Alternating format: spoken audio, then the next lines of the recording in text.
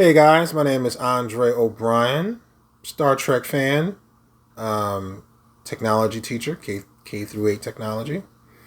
And during this COVID-19 pandemic, global pandemic, we're all locked in the house.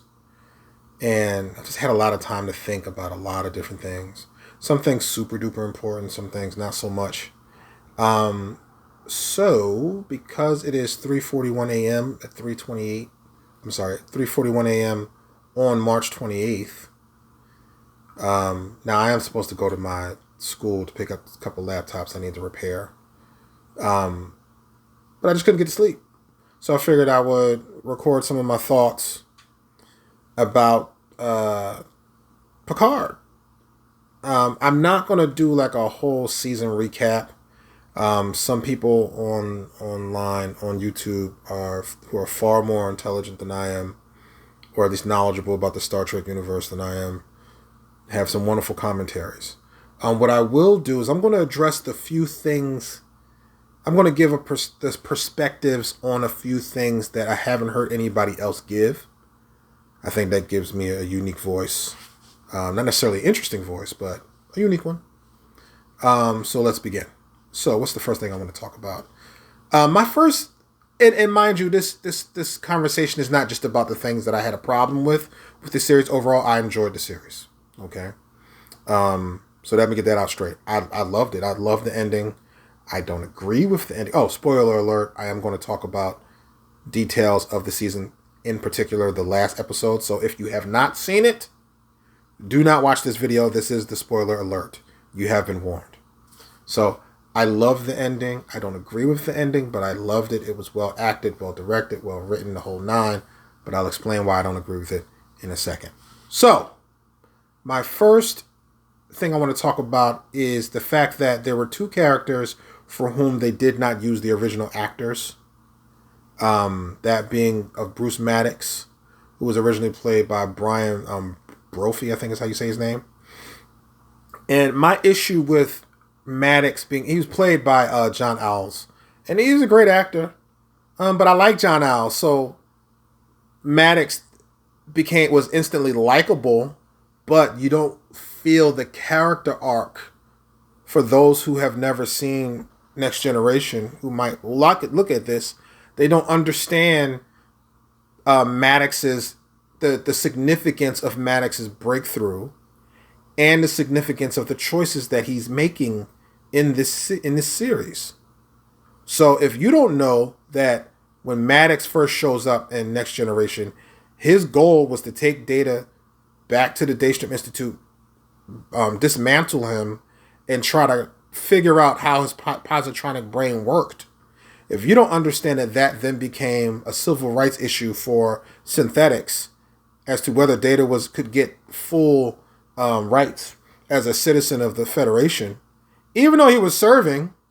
Back then they didn't know whether you treat him as a replicator, as a toaster, as a tool or as a person.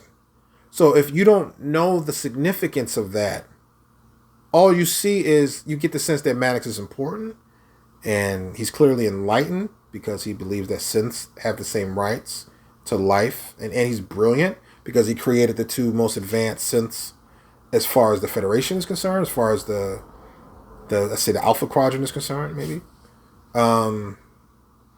But you don't get the true character arc because you don't get he played such a good jackass in the beginning of that episode of Next Generation. And by the end of the episode where he starts to accept Data as a real person, you start to see the beginning of a character arc, right? And then you find out in Data's Day, another episode of Next Generation, that Data and Maddox routinely communicate back and forth. He sends Maddox messages, assumingly in an attempt to get to know one another, but also to give Maddox insight into how a positronic brain thinks on a day-to-day, dealing with day-to-day issues, and probably some schematics on how he was built and this, that, and the third. So they create a collaborative relationship for however long that lasts before Data dies. So, which is a couple of years actually. For me, seeing the original actor would have really brought that home. This whole character arc, because I think the whole story, the whole season is about character arcs and where we find characters and where they end up, and everybody has a distinct character arc. Except for Space Legolas, he's kind of steadfast. He's pretty much the same dude. Space Legolas is the same. I mean, he not as pissed at Picard as he was. Well, you know what? I guess he at the end where he's crying about Picard's death. A warrior who's taught to hold in his feelings. Okay, I guess that shows some character development. But by and large, he has the least amount of character development of all the other characters, in my opinion. That I didn't dislike his performance. I thought he was great. And who doesn't want a Space Legolas? But yeah. So I didn't like the fact that they didn't bring back the original actor for Bruce Maddox. It doesn't hurt the series, but it would have been more impactful to me, particularly seeing him die. That would have been amazingly impactful to me. Also, obviously, they couldn't bring back the original actor who did Egypt. And that actor's name, I mess it up, Manu Intiraymi?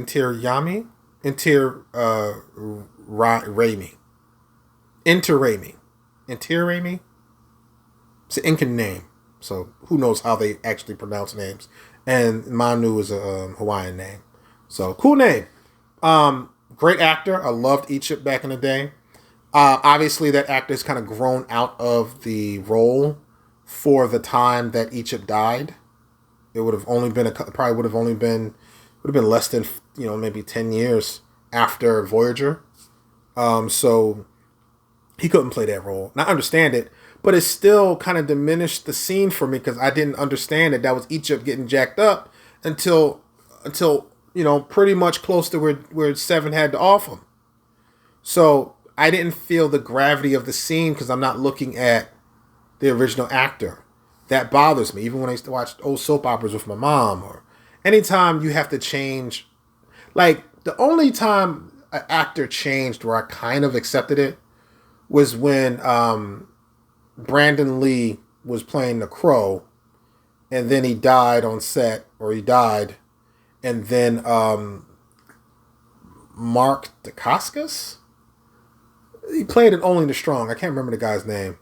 But I like the replacement for Brandon Lee. But that's one of the only few times where you replace the actor that's playing a role and I can live with it. Outside of the new Star Trek roles, because they're playing the younger versions and I can live with that.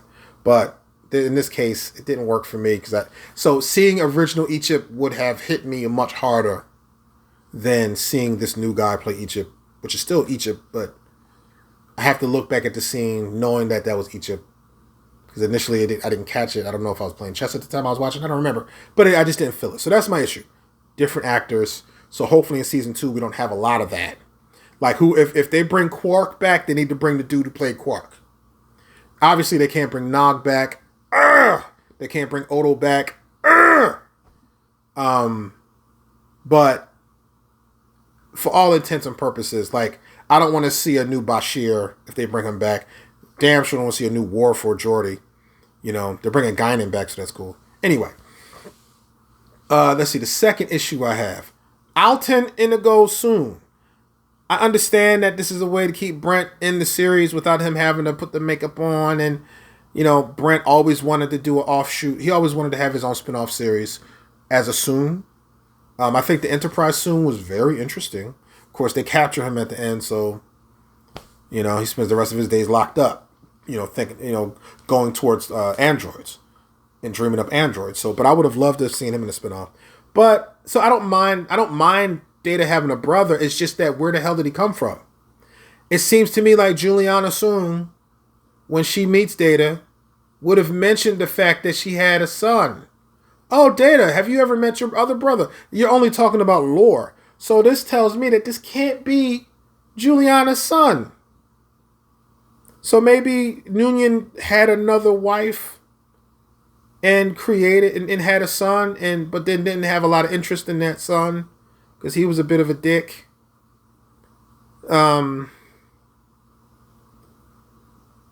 And that I can see why that would mean that Alton wouldn't have an interest in Data because he would be jealous of Data or Lore for that matter. I don't know. It's convenient. I think Brent just didn't want to play the role anymore. And I understand from an actor's perspective, you get tired of playing the same characters, blah blah blah. But it's so hard for me to let go of Data, and I'll get to that last. So yeah, I don't have a problem with Alton. I actually like the character, but the problem I do have is that, and nobody's brought this up, is that he said he was a parts guy. He needed Maddox to help him. When Maddox was murdered, he needed Girardi to help Dr. Girardi to help him finish the brainy parts of the new golem that he was building because he was a parts guy.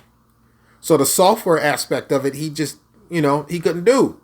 So then why is it that Data tells the captain that Maddox brought the neuron, salvaged the neuron, created the complex simulation, but it was his brother that reconstructed his memory? He's a parts guy, so why would he be able to do the memory? That was a little confusing. Okay. I didn't like that, but okay. Let's see, what else? I don't think enough is made of Commodore O, Tamlin Tomita, I think is her real name. But Commodore O's, Tamila's performance as Commodore O, particularly at the end, where she's facing up with Riker. Excuse me.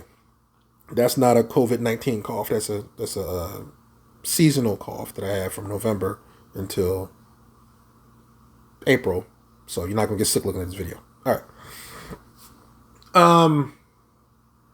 I think the fact that she's half Romulan, half Vulcan is interesting in and of itself, right? Because you have one culture that has mastered, subduing their emotions. You have another culture that is really good at it, but they don't always withhold their emotions. They're perfectly fine showing their emotions when they want to. They're cool customers under fire because the captain has gone against Romulans from time to time, and the captains that he's faced have been smooth customers. They've been smooth. So they have an ability to hold their emotions in, but they usually don't do it. Whereas Vulcans they don't show their emotions. They show their emotions only once every 7 years. Whereas the Romulans can show their emotions whenever they want. They don't have that emotional celibacy that the Vulcans do. So,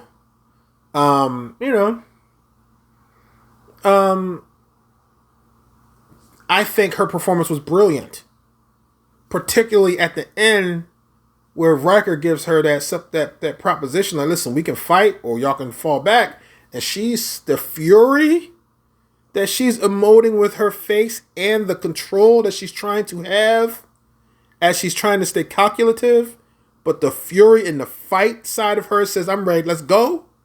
Because she didn't expect to fight like that. So it was beautiful what she did in those few moments just with her face.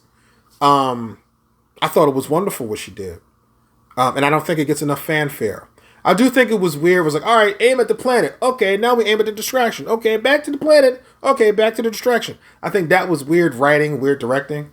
But that moment where she's looking at Riker and she's weighing her options, I thought that was a very, very amazing performance in that one little moment where she has to look and go, yeah, I'm about that smoke. I loved it. And she deserves more credit for what she did with that role. Let's see. And it's always interesting when the leader is even more dangerous than the dangerous person in on the bad side, right? So when she made Space Legolas' sister look less intimidating, that also, adds credence to her acting ability. What else? I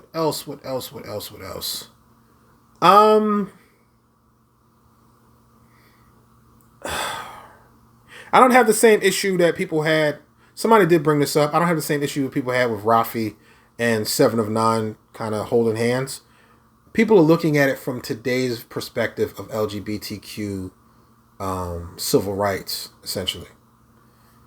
But in the future, nobody cares if you're gay or straight. Nobody cares if you're interspecies. Nobody cares. These are middle-aged women who have both been through hell and back, who just avoided a universal Armageddon. They were drinking, kicking a few back, and they started holding hands. Whether you could trace Seven's interaction, potential kind of like her exploration of human, whatever reason you want to give them as to why they decided to hold hands, they're middle-aged women who might be looking for love, like they hadn't gotten in a while. I don't have a problem with it. It wasn't even noteworthy to me. It was interesting, but it wasn't really noteworthy. So what? What else? Anything else? Data.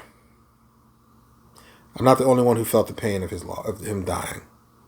I'm not the only one who thought it was a beautiful scene. It's well acted.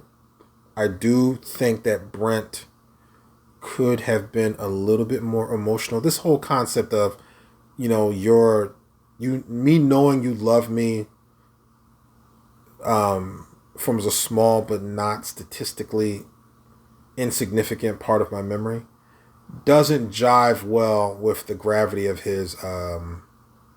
It's funny, it's a Data-like thing to say, but it doesn't really jive well with the level of his choice to sacrifice his life for the captain. It doesn't jive well with the fact that he was still very much learning to deal with his emotions. So for them to have brought back his memories without the without the emotions, for him to not have emotions when he saw his captain, I guess by that time he had become so existential because he had been in that simulation for so long. Maybe he wouldn't have felt super emotional. Or maybe he did feel emotional, but he just, I don't dislike the acting choice there, but I would have imagined Data to be a little bit more emotional having seen his captain. Because even if he doesn't remember dying and he only has a cursory knowledge of what took place, he still hasn't seen anybody in a long ass time. So it seems like he'd just be happy to see the captain.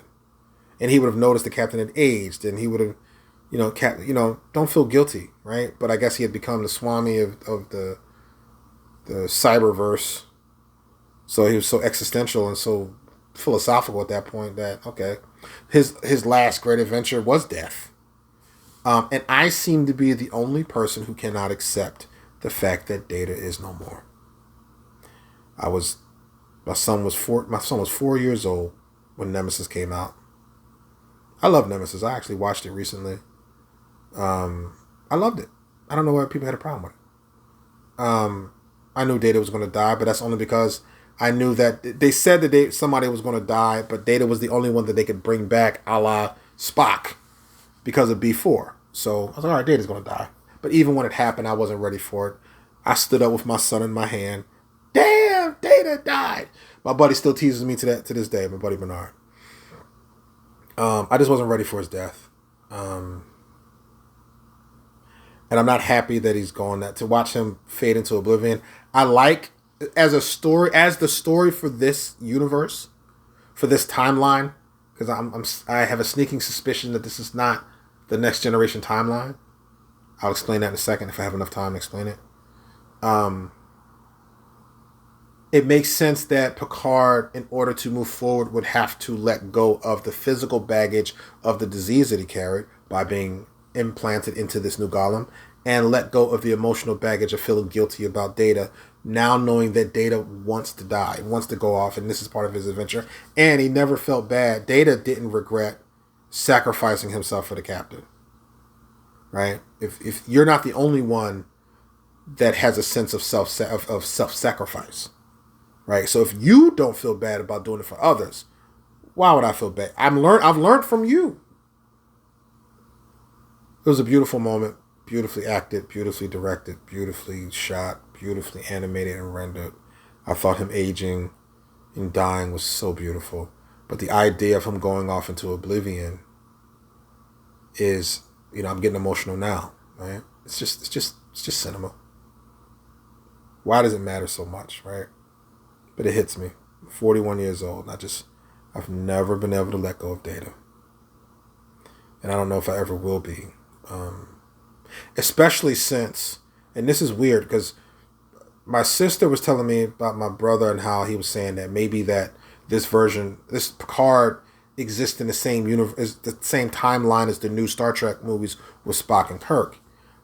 And I felt good hearing that because I'm like, all right, in another timeline, Data's still alive. Here's the problem.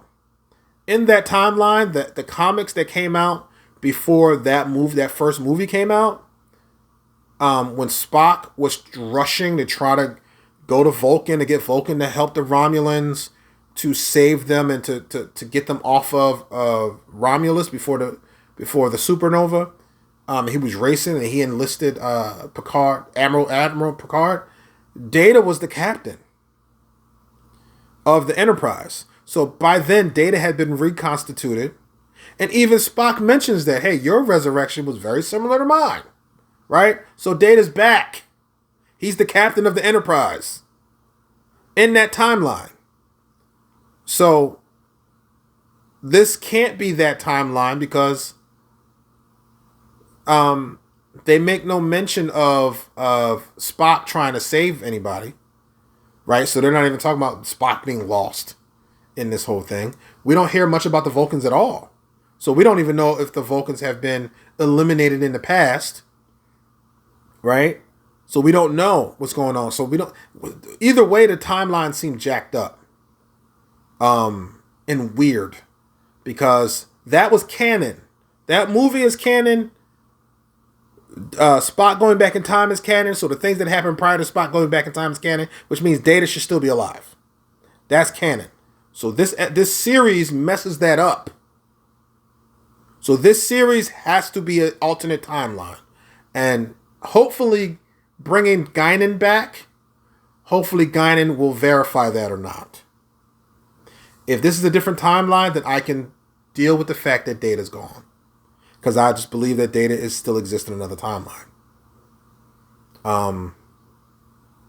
Anything else that people don't talk about? Obviously that advanced civilization was control. I hope they link that to Discovery. I think that's a dope idea. Obviously there were a lot of components a lot of loose strings that they didn't tie together. But I imagine that Geordi is going to be back. But it's weird because Voyager's future shows Geordi as a captain. He was a dope captain at that. But the comics before the new Star Trek movies came out shows that Geordi retired and makes ships at that point. So it's just kind of hard to put together what timeline is real, what timeline is not. And I don't hear anybody talking about that. So hopefully this starts that discussion. Put your comments in put your thoughts in the comment section. I hope you like this video. I try to just speak on different things. Data, I would have liked to have seen the original Bruce Maddox. Alton, I like Alton as a character, but it's weird that nobody's ever talked about him. Juliana never talked about him. Noonien never talked about him at all. Egypt aged. Oh, I hate the fact that they killed Hugh. It's just a waste of an excellent character. I don't have a I don't have a problem with the Borg cube not having a big role in the final battle. I think it'd be great. I think how they set up the Borg cube and what the Borg cube meant for the EBs and how it was taken down, and I think that was awesome how they did that. And I don't mind that it crash lands on this planet because this can be their new home. And the Borg cube is the city. And this is where the refugees, the EBs, can go, who are still alive, can live and just live out the rest of their days, on this synth planet. The synths who would have more sympathy for them than a federation who might hate them and reject them still. So that's another thing. I didn't have a problem with that. I didn't have a problem with... It makes total sense that synthetic life forms might concoct a different type of planetary defense vis-a-vis these orchids than to build ships, because they had never really. All they knew was the planet, so it's not like they had a lot of experience with ships or phasers or anything. So they know planets. They know the Earth. They're not the Earth, but their planet. How the plants defend themselves. Like, it makes total sense to me. I don't have a problem with that. All right, so I guess that'll be it for now. This, everybody stay safe with this COVID-19 thing. Just stay safe. Don't go outside unnecessarily. Continue to communicate via the internet and have fun. It's the first time I've done a video like this in a long time. It's 4 a.m. on March 28th. So, it gave me something to do. Later on in the day, I'm supposed to go to I'm a teacher. So later on in the day, I'm supposed to go to my school and pick up some laptops to repair them. I'm going to be sleepy as I don't know what. Anyway, I have 6 seconds left. Subscribe, like. Thank you very much.